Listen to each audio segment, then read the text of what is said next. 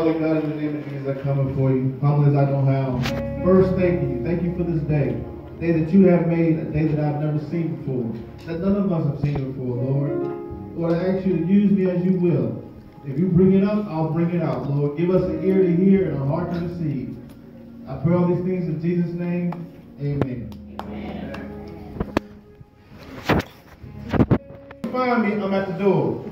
Or I'm somewhere around doing what I do. This morning, Sister Linda came to me, Missionary Cook came to me. She said, I got you 2 ushers. He's on time. So at first, I was come and find something. I was going to go, Sister Tisa, can you stand back here while I was speaking today? But Missionary Cook, she came to me, I got you 2 ushers. I thank these 2 young men because I only gave them 5 minutes of training. And then when I showed them the 5 minutes, they implemented it and they're still doing it. Y'all go ahead and sit down, fellas.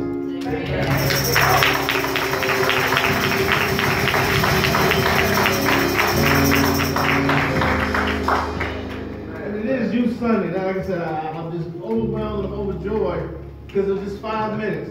Well, this is what you do. Do this today like this, and I'm going to come back later and show you the proper way, give you the proper training. But for right now, just do it just like this. And they've done it. And they did a good job.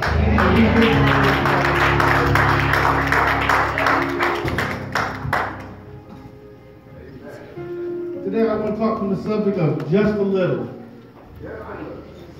This summer when I was going over and studying these scriptures we're going to go in the book of Matthew chapter 8, verses 5 through 10. I was studying these verses, reading over, meditating, reading over them over and over and over and over again, and getting them in me, getting down in me. And then in September, I went to the hospital for that week when I had those blood clots. Well, when I went to the hospital with the blood clots, these scriptures came, the Word of God is already living, but they came just a little bit more life. Because when I was in that hospital, Pastor came. And he sat there until they put me in a room. His hips was bothering him, but he came to see about Brother Jason. He came to the hospital, he sat there until they put me in the room.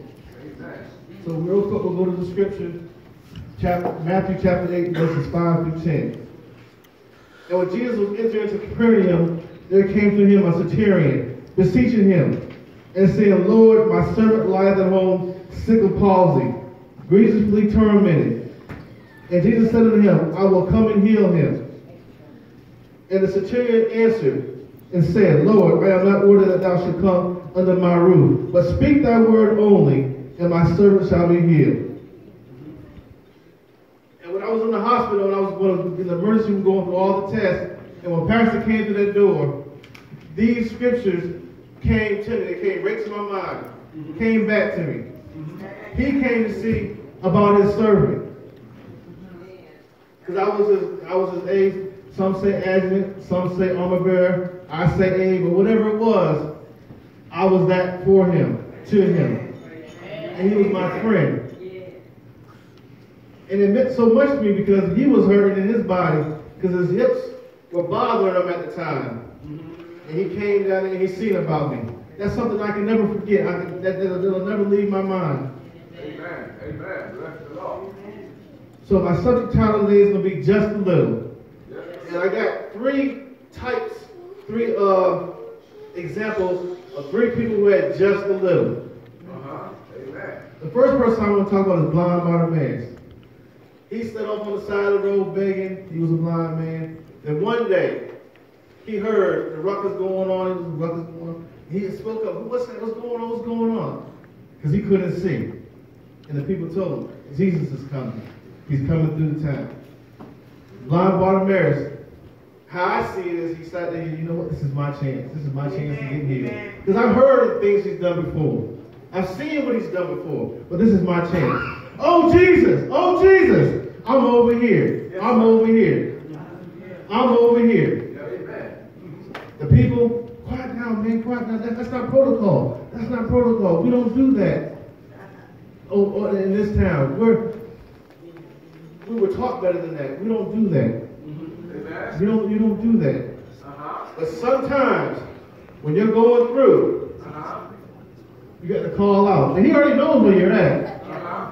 But because of your faith, just a little now, all you need is just a little. Uh-huh. All you need is the faith of a mustard seed. If you have the faith of a mustard seed, ye shall say to this mountain, remove hence yonder place, and it shall be removed, and nothing shall be impossible. That's Matthew 17:21. He knows where we are. But sometimes, like the song just said, he's an on-time God. We might need him faster than we think we need him. But he knows when and when not to. But you could be in a situation like you're on the side of the road, flat tire. I need some help. It's dark down this road. I need some help. Thinking about the flat tire, there was a time, Pastor, he was going down the road, and the man in front of him, ladder fell off the truck, and when he swerved to get out the way, and his tire blew out. He called me. He called me and Pastor Rodney, and we went down there to see about our pastor,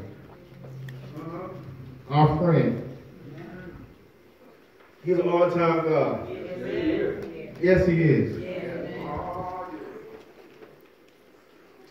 Sometimes you got to say nothing. He'll already supply your every need without you even asking. He knows what your need is before you need the need.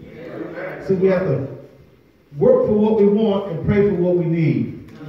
And he's going to meet us the rest of the way. Then there's my second person is the woman with the issue of blood. She was going through this thing 12 years. Issue of blood. She done spent all the money, going to the doctors, going to see this specialist, going to see that specialist.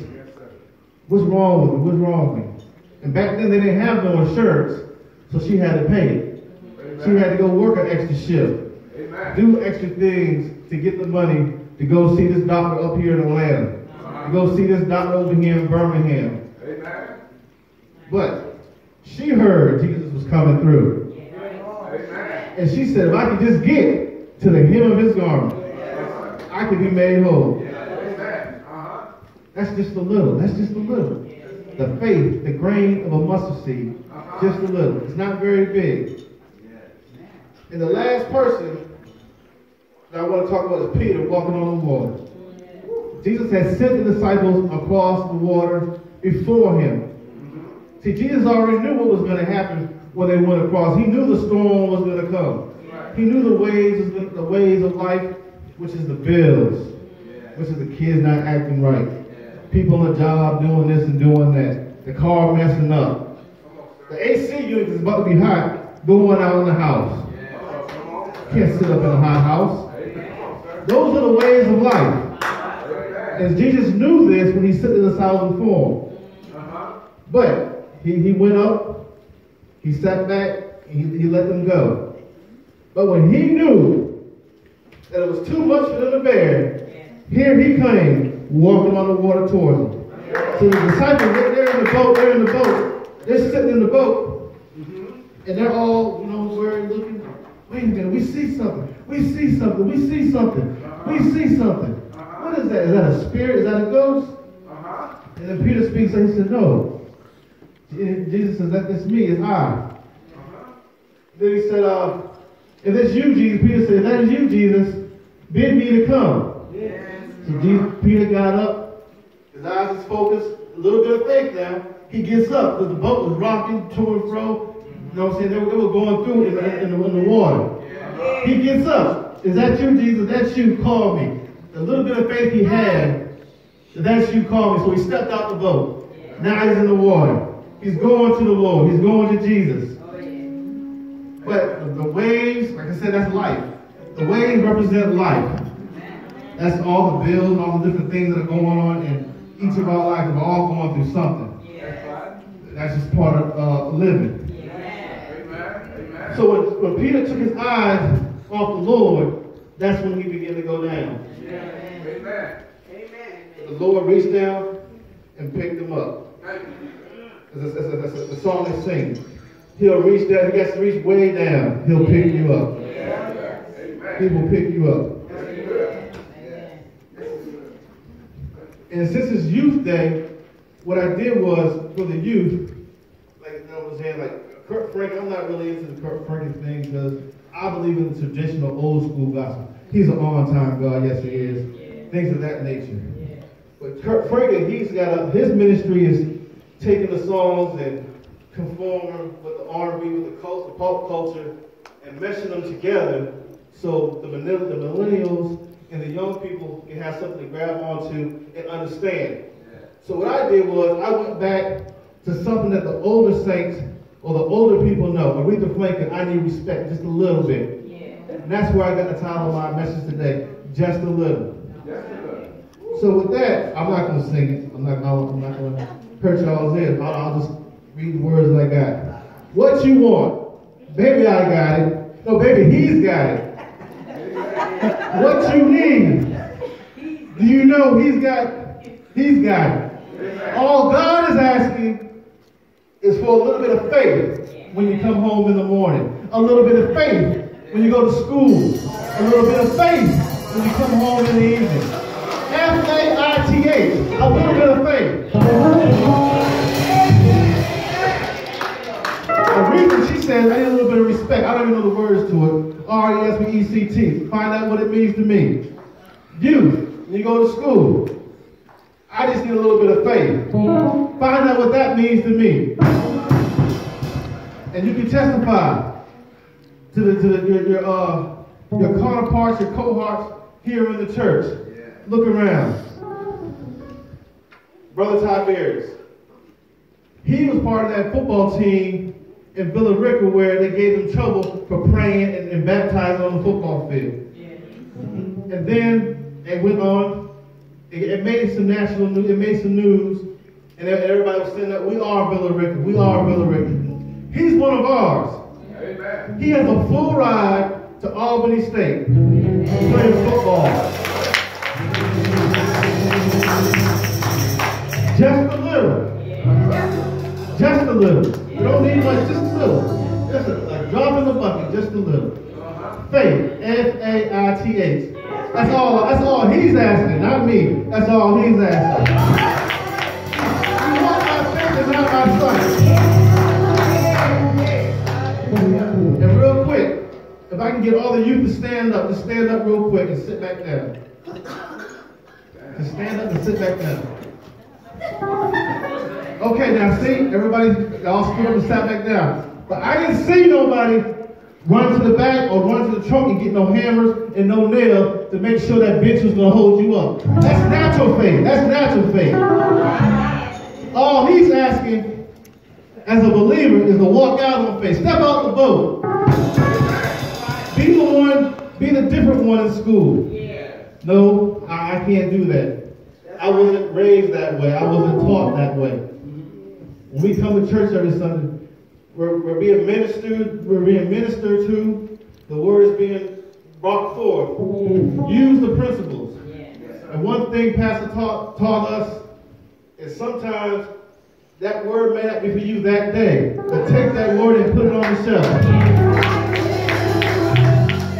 Because there's going to come a time, and you're going to sit back and say, you know what?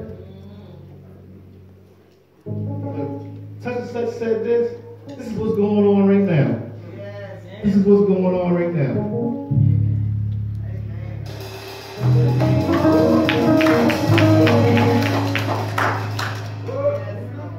Philippians 4:13. I can do all things through Christ who strengthens me. When you wake up in the morning, before you go to school, get dressed, thank him first for waking you up. I can do all things. I don't know what this day has ahead of me, Lord, but you prepare me to go through this day, to be the example. Because one thing I learned when I was in the military, an older guy taught me, he said, you know what? Whoever trains you, that's who you're going to be like. So there's a saying in the world, the birds of a feather flock together. Iron sharpens iron. So invite your friends. Why won't you come, stay the night with me? Saturday night, Sunday morning, we're going to church. You never know, they might like it. And once they come, oh man, brother, I didn't know that was going on down there. I didn't know that. like Pastor Ronnie said, there's some things that we're going to start doing going forward. And once those things get going, y'all will be amazed. Our pastor, he can ball. Fellas in the back, Brother LeBron and Tay, I don't know if you ever seen him, but he can ball. Then you go to school, you say, you know what? My pastor, he got it like that. It's water. You know what I'm saying? Things of that nature. Look around. I believe there's 24 grandchildren, right? There's 24 of them, right? 23. And the only ones who are not in college are the ones who aren't able to be in college at this point. But their time's coming. So the ones of us we can look at pastors' grandchildren, first lady's grandchildren, and ask them. Sister Tanisha, she's in school getting her master's, correct? Master's. University of West Jordan. You can look at her. How you do it? And I'm sure she would not mind sitting down, giving you some time to look, go to this class, or go see this person, point you in the right direction. 3 weeks. Sister Danielle's about to graduate. 3 weeks. 3 weeks.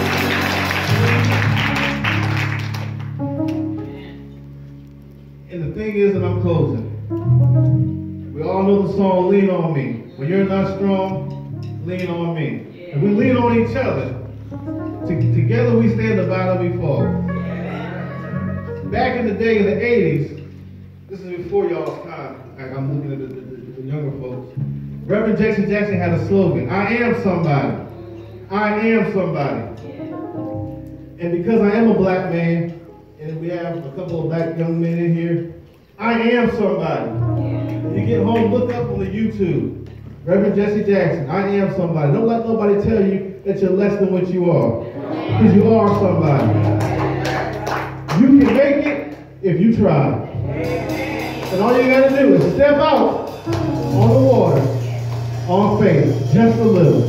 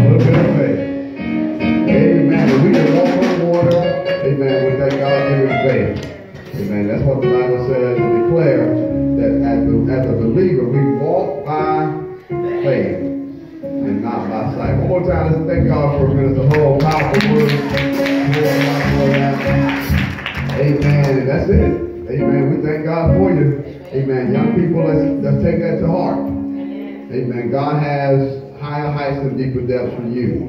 Amen. But it's up to you to catch on to faith. One, be obedient to your parents. Do what you need to do right now to do what you need to do later on. Get your lesson out in school. Be the best student that you can be. Let me tell you something. All students